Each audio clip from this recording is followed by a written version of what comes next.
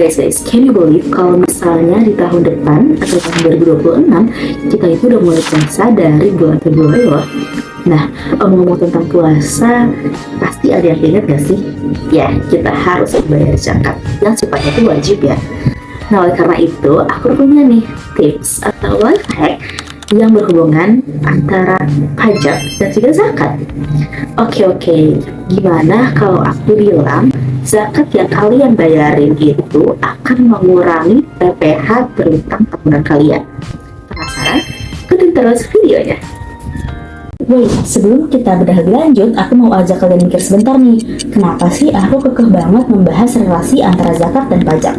Dasar kebijakan ini tuh sangat penting loh guys, karena ini tuh tentang konsep keadilan vertikal di dalam pajak. Pemerintah berupaya adil bagi wajib pajak yang sudah menunaikan kewajiban ganda, yaitu kewajiban pajak dan kewajiban agama. Tujuannya itu satu, untuk mencegah double taxation. Zakat itu diakui sebagai pengurangan penghasilan bruto agar base pengenaan PPh-nya menjadi lebih kecil. Ini merupakan bentuk upaya negara dalam menciptakan kebijakan fiskal yang berkeadilan dan mengakui dimensi sosial dari kewajiban keagamaan. Secara teori perpajakan, kita juga akan berbicara tentang non-deductible expense dan deductible expense. Pada dasarnya, pengeluaran yang tidak berhubungan langsung dengan usaha atau yang biasa disebut dengan 3M itu tidak boleh dikurangkan kan? Tapi di Indonesia, zakat dan sumbangan wajib itu adalah exception atau pengecualian. Pengecualian ini juga ditegaskan di dalam pasal 9 ayat 1 huruf G UPPH. Intinya negara kita mengakui zakat atau sumbangan sebagai biaya yang boleh dikurangkan, padahal dia bukan biaya usaha biasa. Powerful bukan? Oke, yang pertama-tama kita harus paham dulu nih. Jadi ada fundamentalnya, yaitu treatment untuk zakat atau sumbangan wajib. Yang pertama itu ada treatment untuk lembaga-lembaga yang memang menerima zakat, infak atau sedekah. Nah, hal ini diatur dalam pasal 4 ayat 2 UPPH bahwa lembaga-lembaga resmi tersebut yang menerima uang dari zakat, infak, dan sedekah itu tidak akan kena pajak atau memang bukan objek pajak. Lalu yang kedua itu ada treatment untuk kita yang membayar zakat, di mana pada pasal 9 ayat 1 huruf G UPPH, zakat yang kita bayarkan itu akan dikeluarkan atau dikecualikan dari daftar pengeluaran yang tidak boleh dikurangkan, atau yang maksudnya bahwa zakat yang kita bayarkan itu akan menjadi deductible expense atau boleh dikurangkan dari penghasilan bruto kita. Oke, sekarang kita masuk ke rules main gamenya nih. Jadi ada 3 cara penting yang harus kalian perhatikan agar pengurangan zakat di SPT kamu itu bisa lolos 100%. Yang pertama, yang pastinya sumbangan itu harus bersifat wajib nih. Contohnya kayak zakat tadi atau sumbangan keagamaan lainnya yang sifatnya itu wajib juga. Nah, yang kedua itu harus disetorkan kepada lembaga zakat yang memang sudah resmi atau sudah tercatat dalam PER nomor 3/PJ/2023. Di situ ada list lengkap di mana lembaga-lembaga resmi yang ada di seluruh Indonesia loh.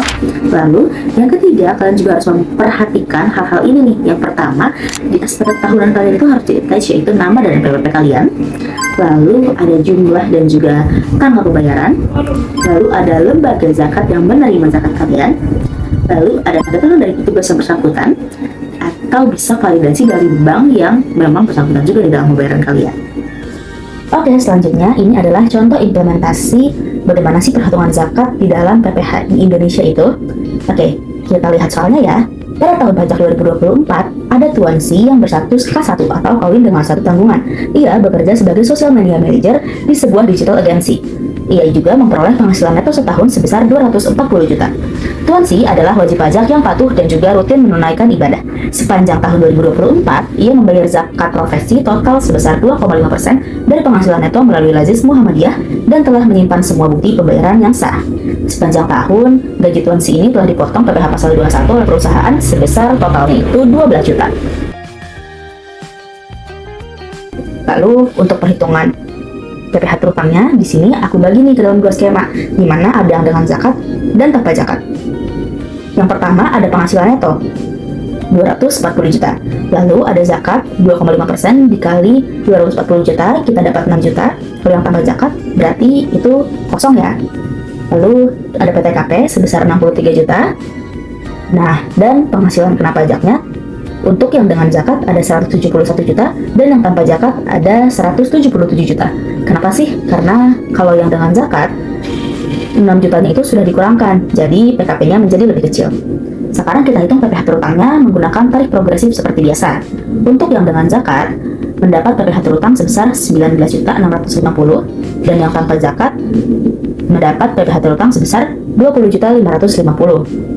Kredit PPh pasal 21 yang sudah dibayar itu atau yang sudah dipotong oleh perusahaan ada sebesar 12 juta, sehingga PPh kurang bayarnya untuk yang dengan zakat ada 7.650 dan yang tanpa zakat ada 8.550. Nah, jadi terlihat kan yang dengan zakat itu dia lebih kecil nih dari PKP dan juga PPh kurang bayarnya. Jadi selisih PKP-nya itu ada 6 juta persis sebesar nilai zakat, dan selisih PPh kurang bayarnya yaitu ada 900.000. Nah, udah lihat kan tadi simulasi perhitungan PPh oleh Tuan Si?